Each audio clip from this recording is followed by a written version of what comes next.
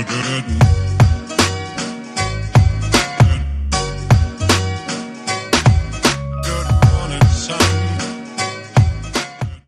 up guys, welcome to the video. Today's video is going to be about better ways to measure your progress than just scale weight. Recently, an online coaching client of mine was frustrated with the fluctuation of the scale, where one day he feels like he's losing weight and making progress, and the next day the scale goes up, he feels like he's not making any progress at all. A lot of us feel this way. For whatever reason, we see a number on a scale and we think that that number is the end all be all of our health and fitness. Now, it doesn't take a doctor to tell you that that's obviously not the case, but for whatever reason, we're hardwired to think that if that number goes up, bad, and if the number goes down, good.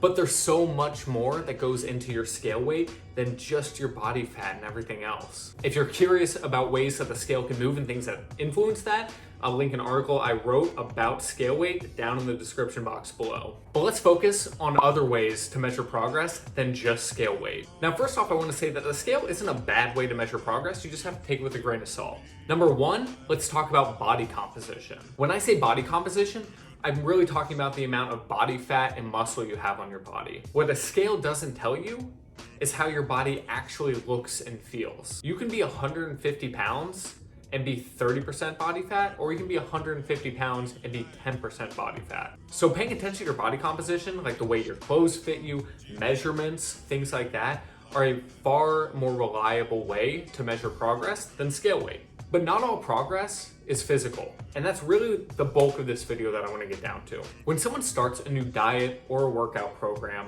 and they're trying to lose fat on this, they look to the scale, to the way their clothes fit, and those are great ways to measure progress. But those things come and go.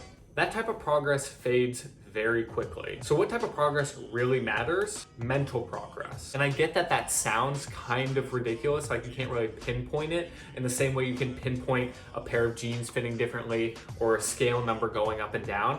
But I promise you, long term, this is the type of progress that matters. So what type of mental progress am I talking about? So this online coaching client of mine loves candy. I love candy, you probably love candy.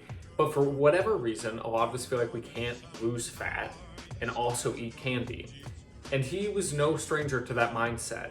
He's lost weight before, and when he lost that weight the first time, he cut out candy. So a challenge that I gave him for the past week was to eat a candy that he likes for at least 5 of the last 7 days. Why would I, a personal trainer, encourage a client of mine to eat candy 5 days a week? It wasn't about physical progress. It was about mental progress. If you tell somebody that they can't have something that they love for months or years or the rest of their life, you're not setting them up for long-term success, because what happens when they do want that thing?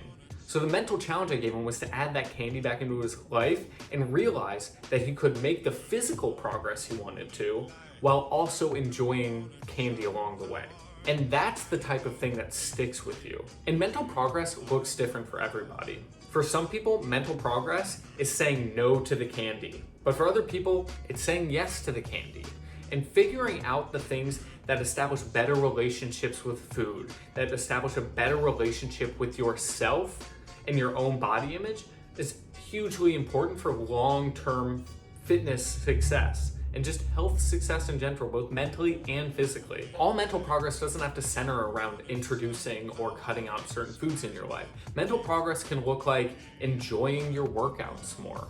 It can be making time out of your day to go on an extra walk. It can be saying yes to going out with your friends, even though you know that they're gonna be eating out and drinking and doing things that make you nervous about your progress. Mental progress looks different for everybody, but it is way more important for your long-term success than just a number on a scale or getting stronger in the gym or just looking different in the clothes that you have. Instead of setting all of your goals to be focused on your appearance, your weight, your body fat percentage, how much weight you put on the bar, I want to challenge you to focus more on the progress you can make up here, because this progress is going to last way longer than the jeans you'll be able to fit into in a month.